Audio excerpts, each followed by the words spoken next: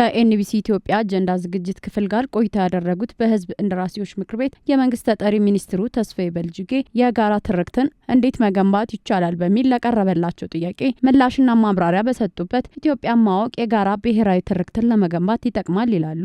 ኢትዮጵያ የአብሮነት መልሕቅ ነች ሲሉም ይገልጿታል። የጋራ ትርክትን ለመገንባት መጀመሪያ ኢትዮጵያን ማወቅ። ኢትዮጵያ የአብሮነት መልሕቅ ናት። እኛ ህብረ ብሔራዊ ሀገር ነን። ህብራዊ ህዝብ ነን። ኢትዮጵያውያን በዘመናት ሂደት ፍጹም ሊለያይ የማይችል አይነት የተጋመደ ማንነት የጋራ ማንነት የፈጠርን ማህበረሰብ ነን። ኢትዮጵያውያን የተለያየ ባህል፣ ታሪክ፣ ቋንቋ እና የተለያየ የራሳችን አይደንቲቲ የመኖሩን ያክል ደግሞ እጅግ በጣም ጠንካራ የሆነ ማህበራዊ ቁርኝት ማህበራዊ ትስስር የፈጠርን ማህበረሰብ ነን። ስለዚህ የጋራ ትርክት ለመፍጠር ኢትዮጵያ ውስጥ ምቹ ሁኔታ አለ። ኢትዮጵያውያን በዘመናት ሂደት ፍጹም የማይለያይ የተጋመደ የጋራ ማንነት ገንብተዋል የሚሉት ሚኒስትሩ በዚህም የተለያዩ ባህል፣ ቋንቋ፣ ታሪክና እሴቶች ቢኖሯቸውም የሚያግባባ አንድ የጋራ ትርክት እንዳይኖራቸው ከ1960ዎቹ በኋላ በነጠላ ትርክት ላይ የተንጠለጠሉ የፖለቲካ ልሂቃን እንቅፋት እየሆኑባቸው ነው ሲሉም ያብራራሉ። የጋራ ትርክትን ለመገንባት እንዳይችል ያደረገን ካልሽ የፖለቲካ ልሂቃን ናቸው። ኢትዮጵያ እንደ ፖለቲካ ልሂቃኖች እንቅስቃሴ ብትሆን ኖሮ እንደ ፖለቲካ ልሂቃኖች እቅድና እንቅስቃሴ ብትሆን ኖሮ ያንቺና የኔ ትውልድ ኢትዮጵያን አያገኛትም፣ ትፈርስ ነበር። ኢትዮጵያን የጠበቃት ይሄ የኢትዮጵያውያን የአብሮነት እሴት ነው። ኢትዮጵያውያን የአንድነት እሴት ነው።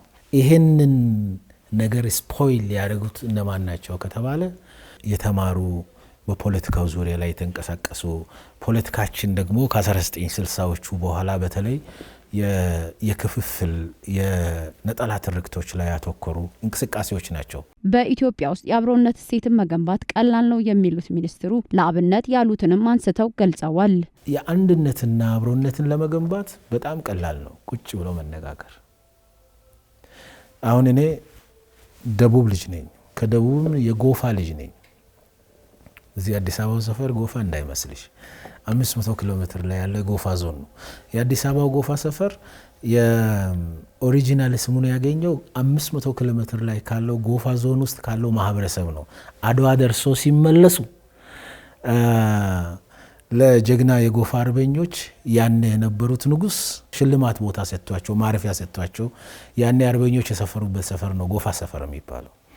እና ከሰሜን ከምስራቅ ከደቡብ ከማዕከል ከዚህ ከሰንተር ወደ ጎፋ አንድ ሰው ቢሄድ አንድ ኢትዮጵያዊ ቢሄድ መሽቶበት ማንንም ጋር የማይተዋወቅ አንድ ቤት ቢገባ ቤታቸው አንድ አልጋ ኖሮ ሌላ መኝታ ባይኖር ያ አልጋ ላይ ያንን እንግዳ አስተኝተው ሰው መሬት ላይ ነው የሚተኛው ማለት ነው። የቤቱ ባለቤቶች የኢትዮጵያ ኦሪጂናል ባህሏ ይሄ ነው። የኢትዮጵያውያን እሴት የሚባለው ይሄ ነው። ይሄንን ትግራይ ብትሄጂ ተመሳሳይ ነገር ነው የምታገኘው። ይሄን ሀረር ብትሄጂ ተመሳሳይ ነገር ነው የምታገኘው።